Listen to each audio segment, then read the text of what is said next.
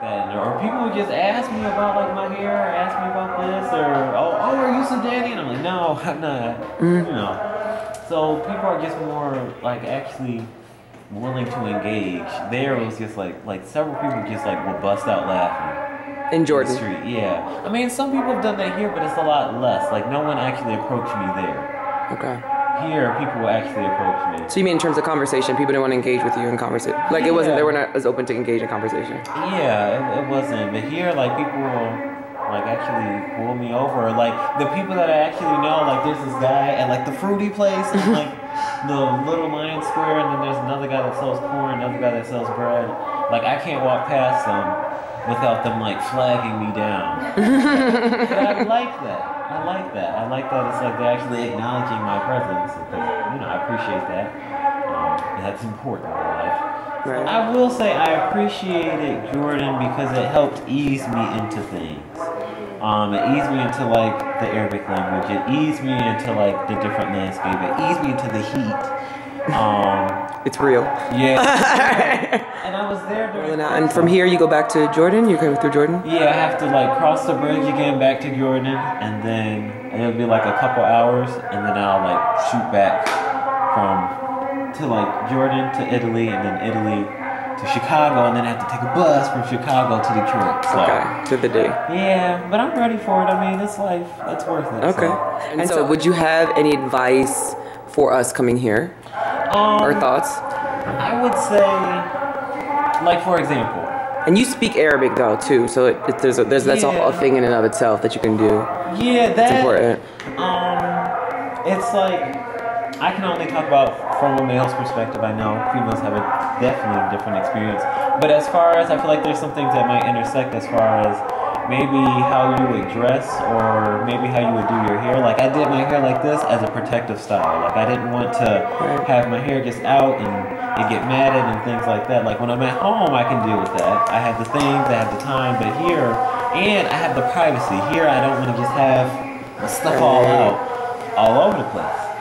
So sometimes, like to even talk to my mom or friends, they were like, well, Brennan, you know, having a style like this, you knew it would be different, or but at the same time, I don't regret it because it's what I would do. Like, it's not just hair, it's like something that, it's my form of expression, it's something that I did myself, I put time into, and it's something that I owned, and I didn't want to change that really. If my hair was short, it definitely would have just kind of, I guess would have been like that blackface walking around. But I just say, you know, rock it. You'll hear this, you'll hear that.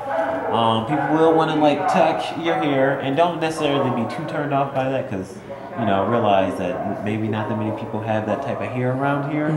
So, and it's different. It's like a different part of the world. Now, at home, Lucy that lives 15 minutes away from you is trying to touch your hair. It's like, girl, chill out, you know. Right.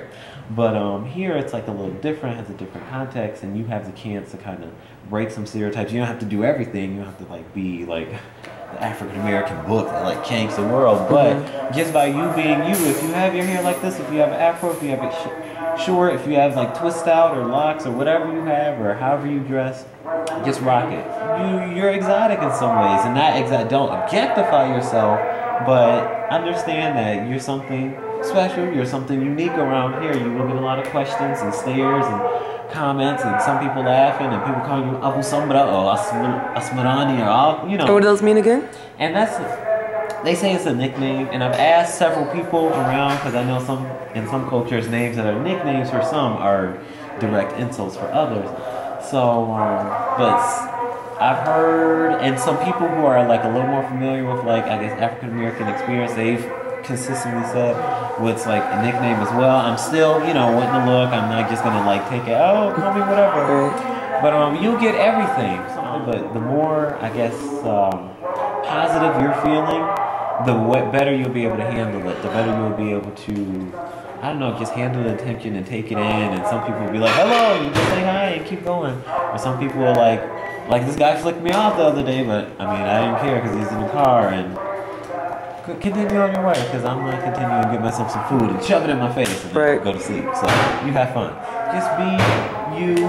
It takes effort. It takes, you know, a lot more effort and things that you might have been exposed to at home, depending on where you grew up. You know, if there's not that many people like you around, you might have a taste of it here. It's like amplified, but don't take it as, oh my goodness, they're so this, or oh my goodness, they're so... No, you're the foreign one in this whole atmosphere. That doesn't mean you have to change yourself or assimilate, but just recognize that you are the difference, and that's fine. Just like people come to the U.S. and they are the different one. They have to learn about it. So it's a bridging thing. You learn a little bit, but you don't give too much up of yourself. So. Thank you, boo.